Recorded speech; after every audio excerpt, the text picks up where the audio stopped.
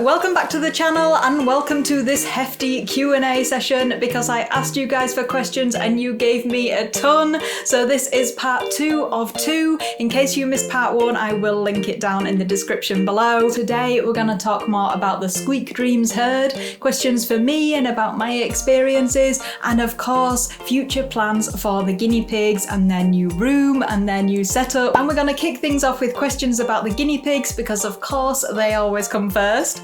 So Hannah from YouTube, you asked, how old are my guinea pigs? Well, if you can believe it, Phoebe and Roxy are coming up to 4 years old. We got them in August of 2020 when they were about 10 weeks old. That is crazy. Time has absolutely flown by. They are now approaching senior piggies. And as for Callie, she joined us in late August of 2022. Her birthday, I do actually know, is the 30th of May. She was at the rescue for a longer than normal period because she had an abscess on her face, bless her, and she wasn't doing very well after she was born at the rescue. And then as for Nacho, we don't know his exact birthday. Nacho was found just abandoned at the side of a road, so we don't know exactly how old he was, but he was definitely young when we adopted him, so he's approximately 1 year old. The next question about the piggies from Hannah and Janet on YouTube. You both asked what's one thing I love about each of the piggies. First of all, Roxy. I think if I had to say, it would be her absolute obsession with food. She can be quite a timid piggy, but as soon as there is the slightest hint of food in the vicinity, she just goes nuts. She'll beg at the front of the cage, she will squeak her head off so loud, and it honestly makes me laugh every time. And moving on to Phoebe, I would probably say it has to be Phoebe's sassiness. She can be quite a bossy girl when she wants to be, including being a bit of a bully towards the other piggies, but in a way that is just funny more than anything. She has to be the ultimate example of a diva pig, but I do love her for it. As for Callie, I sort of admire her persistence. So Callie is bottom of the pecking order, bless her, and she's also very small. She's quite a lot smaller than the other piggies, but she won't be picked on. She will be stubborn and she will stay in a bed, and if Phoebe wants to go in that bed, then they'll just have to be in the bed together because Callie isn't budging. So she knows how to stand up for herself, and she's also very good at stealing away food when no one else is looking. And Nacho is an easy one. I've mentioned this in videos before. The thing I love most about him is how much of a softie he is. He will literally just melt into the floor when I stroke him. Bless him, he's absolutely adorable when he does it as well. And next up was a really hard one. So Av on Patreon, you said, if you had named your piggies anything else, what would they all be called? And I've not thought too much about this on purpose because it's so hard. I think I do quite like food names, so maybe they'd all be after some sort of food. I don't know, I quite like cinnamon. Maybe Phoebe could be a cinnamon. I do quite like herb names like basil. Could Nacho be a basil? I'm trying to think of a food that's like Callie coloured and all I can think of is creme brulee.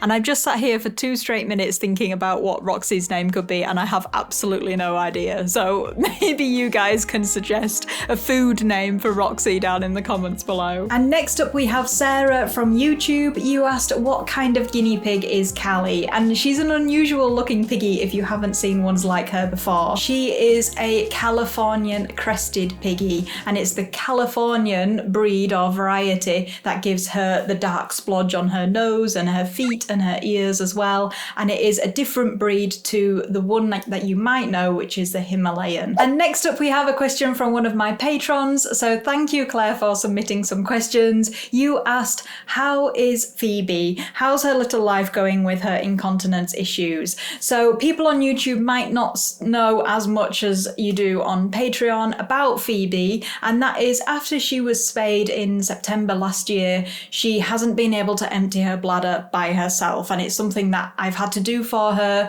and we've just gotten in the routine of doing it, and she's doing good. She kind of goes up and down. Sometimes she has issues with cystitis, and I wouldn't say really UTIs, but if she doesn't pee often, then there can be problems with the urine just sitting there in her bladder. At least I think there is anyway. And we've been to and from the vets on multiple occasions, to the point where now there's really not much that can be done except just continuing to do this for Phoebe and making sure that she is otherwise happy and healthy. Editing Sarah here, I did just want to add to that answer that what has happened to Phoebe, whether it's a result of her spay operation or not, it is something that is very rare, and the vets have basically put it down to a neurological issue with her bladder or potentially her spine. She does have arthritis in her hips, but it's not likely to be related to that. So unfortunately, we haven't really got any answers as to why this has happened to her.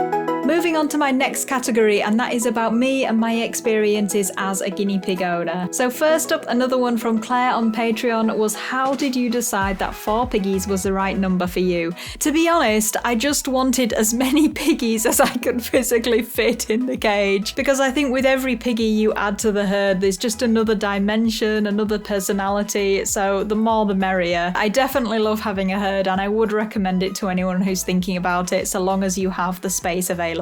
Okay, next up we have the first of a few questions from Libby's Piggies on YouTube. You asked, how long have I owned guinea pigs for? And it's a long time. It's actually 17 years since I owned my first ever pair of piggies. And since then, there has only been one short period of about half a year when I was at university where I didn't own piggies. I've owned them continuously apart from that one short break. So next up we have one from Cedar Pines Homestead, and you asked, what are some things you regret and don't regret at all over your journey with your piggies? And I remember thinking about this for a video I did a while back, and I think it's kind of hard because you can have regrets in hindsight, but then the situation at the time, really, you were just doing the best you could. And I think one of the things I would have changed or told myself if I could go back was to really pay attention to where I was taking my guinea pigs to the vets, because I've had a few things go wrong and result in really sad consequences, and I just know that wouldn't have happened if I'd have taken that guinea pig to a exotics vet or to a guinea pig specialist vet. I think that's kind of like my one big regret, was that I didn't really know, or I wasn't aware of exotics vets at all. I didn't know they existed, and that you could get significantly better vet care for your piggies. And on a happier note, as for no regrets, I'd probably just say continuing to own guinea pigs and increasing my herd size, and also keeping up and coming back to this YouTube channel, because it has really changed my life. It's been an amazing thing to be a part of, and the online guinea pig community as well. I'd say if I had another small regret was that I took that break out of doing it, and I didn't really push forward and try and motivate myself to carry on making videos in that 3 years I wasn't about. But you know, these things happen. So since I got back into doing it, it's been absolutely amazing. And next up we have a question from Ivy on YouTube, and you asked, why did I decide to get guinea pigs rather than other pets? And I think someone else I saw asked whether I would consider getting any other small pets at any point. And going back, I think in the beginning it was because I was firstly pestering my mum and dad non-stop to get a dog, which wasn't going to happen. They didn't want to have a dog, which was fine. So guinea pigs ended up being the kind of compromise and the next best thing. And I also remember one of my close friends had a guinea pig and a rabbit, and I went round to her house. I kind of learned how to look after them. I think I looked after them a couple of times when they went away on holiday, and so then that was it. I was like, I have to get guinea pigs. And as for other small pets, I did actually own hamsters before I owned guinea pigs. Again, I was totally oblivious to proper hamster care. We're going back a long time, but I don't think I would own hamsters again. I adore rats, but as well, I don't think I would own them simply because they don't live that long. I already find it quite hard when guinea pigs pass, and 5 to 7 years doesn't seem that long, let alone only 2-3 years at a push. So probably not those kind of small pets. Looking at the other end of the scale, I have thought about rabbits, and I've been watching a lot of rabbit videos, but they are a huge commitment and we're probably not ready for them just yet, but it's something that I would definitely consider. Watch this space when it comes to rabbits, but I'm not making any promises, and it's not going to be for years to come if it does happen. Next up is another question from Libby's Piggies, and you asked me what is my favourite breed of piggie. So I do adore long-haired piggies, and I would probably say the Lunkaya piggie, but I do also really love Peruvians as well. Pedro's hair was just so soft and smooth and luscious. I would definitely get another Peruvian if I got the chance. And then Lavender on YouTube, you asked, are there any guinea pig rescues in England that I would recommend? So I would definitely recommend the place where I got both Callie and Nacho from, and that is Neville's Nest Rescue. They are based in Leicestershire. They have an amazing website and Facebook page. You can see all of their guinea pigs up for adoption. You can follow their individual stories on Facebook, and they are a fantastic rescue. That's why I've gone kind of further out of my way to go back to them, especially once we saw Nacho on their Facebook page. We knew we just had to get him. Moving on to my next topic, and that is guinea pig cages and accessories. So first up, Jessica on YouTube, you asked, how do I clean out the cage and where do the guinea pigs go? So I have shown this in a fair few of my videos, and basically when I do a big cage clean where I change out the liner and everything in the cage, I get the guinea pigs out for some floor time whilst I do that, just in the same room as me, so I can kind of watch them at the same time. And I'll set a little barricade across so they can't get under my feet or anything. Next up, Kelly on YouTube, you said that you recently adopted 2 males. Do guinea pigs actually have toys? They have hideys and boxes and snuggles. So yes, piggies can have toys. You can get them those treat balls to push around. You can get different shaped things to stuff with hay. You can get forage mats for them, which they do really enjoy. And obviously you can get loads of different style hideys and cozy items for the cage as well. Things that you can change up often to keep them interested. And you can make things from leftover packaging like cardboard box hideys and tunnels. They enjoy those things too. And I think one thing that's often overlooked is providing lots of fresh loose hay. So that's why I give them the big litter tray and pile loads of hay in there, because they do love hanging out in there and burrowing into it and stuff as well. I did actually do a video not too long ago on 10 different ways to play and interact with your piggies, so I will pop that up in the cards now and down in the description below. There's some good ideas in that one. Next up we have Libby's Piggies again with the question, what do you think is the best accessory that I've bought for my guinea pigs? And I haven't actually bought them it. I was gifted one and then I started to make my own, and I have to say that the best accessory, based on the guinea pigs using it, the amount of time they spend in there, is the hammocks. They do absolutely adore them. And next up is kind of related to the hammocks. I think it's a good one, and that's, how do you clean the wooden structures in the cage, like the hammocks and hideys, etc. As for the hammocks and other things like that, I haven't cleaned them with a sort of disinfectant or anything like that, but what I have done is I've sanded them down, and this in effect removes the surface and takes away all the dirt in the process and leaves the hammock or the hidey looking brand new, like you've just bought it. So if you have wooden things and they can be easily sanded, just get yourself some normal sandpaper and have a go. You will sand away all of that dirt and grime, and you'll also like expose a nice fresh wood underneath. And last one for this category, from Lainey on YouTube, you asked, what is your favourite theme/colour scheme for my cage? So if you watch my videos, you'll probably know that I don't really have specific colour schemes. Often my cage is just,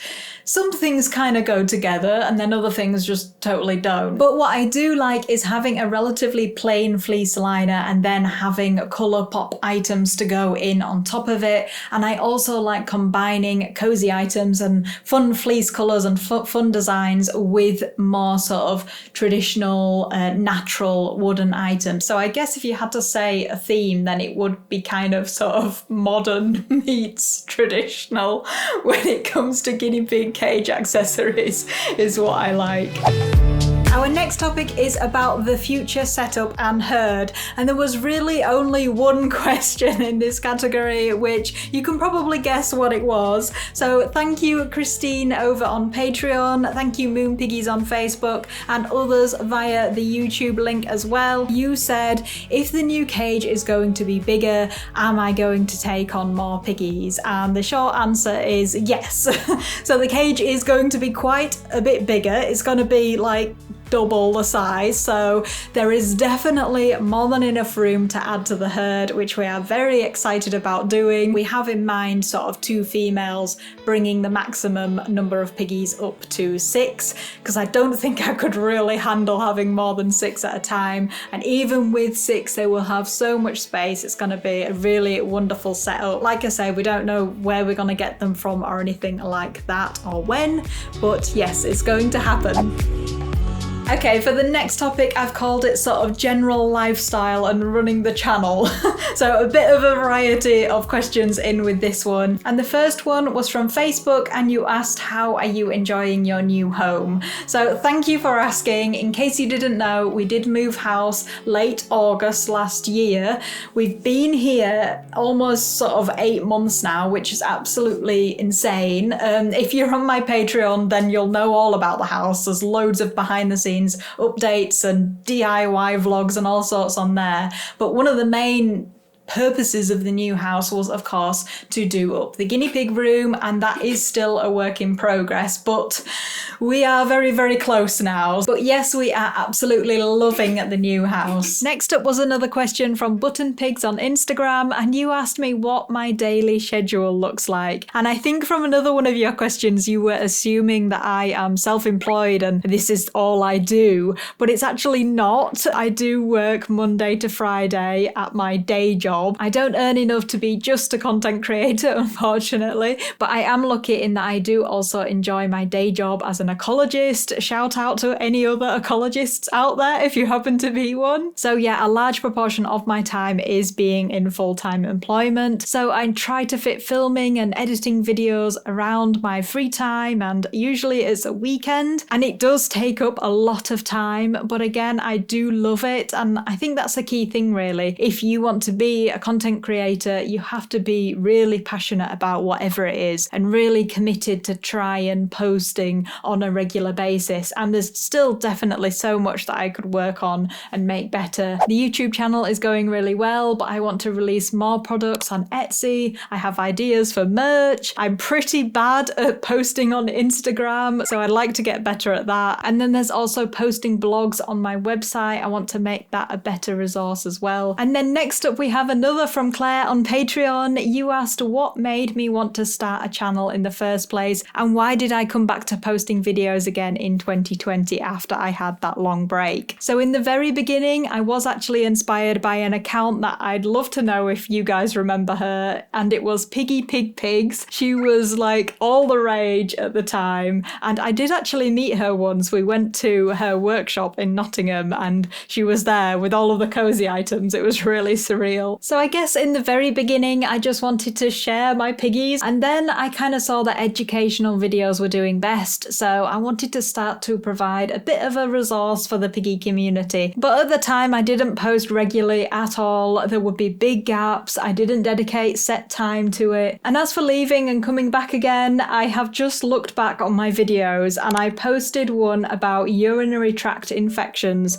on the 7th of May 2017, and then I just stopped.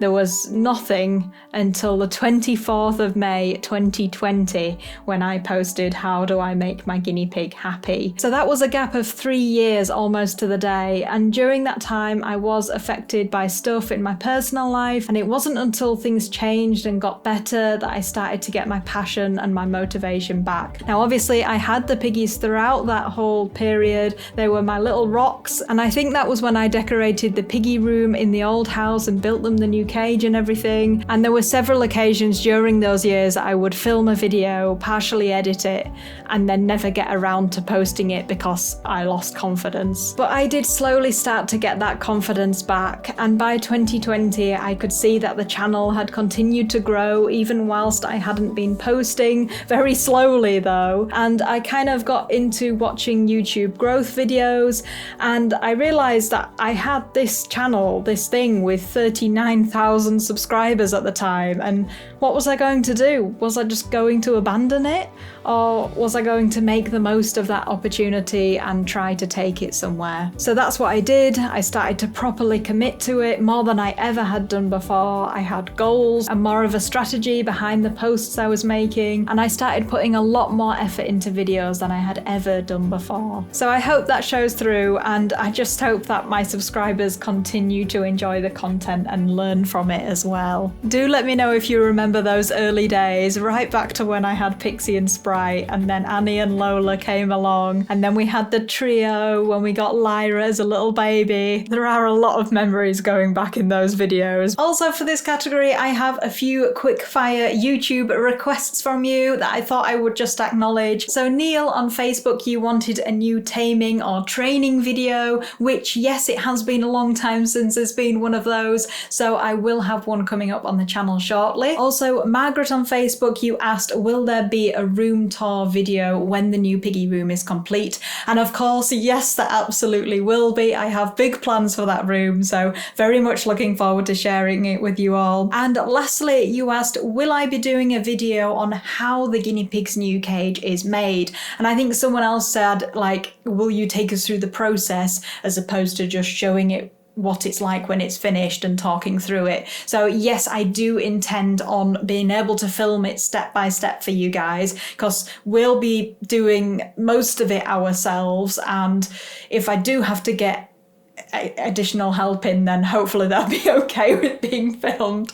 But yeah, I will try my hardest to document every stage of the process so you guys can see how it's done. So that finishes off the questions for the second part of this Q&A. I don't know how many I've answered in total, but there's been a lot. I can't believe that the first part was 35 minutes long. That is the longest video I've ever uploaded to YouTube, and I don't know how long this one's going to be because I've got to edit it yet and probably cut out a load of waffle, because this is not, yeah, this is probably going to be cut out, to be honest. We'll see. But as always, thank you so much for watching, and if you did enjoy, let me know. Pop a like and a comment down below. I do read all of them, even if I don't get around to replying to all of them. But yes, that is all from us for now. Thank you for watching, and we'll see you in the next one. Bye bye!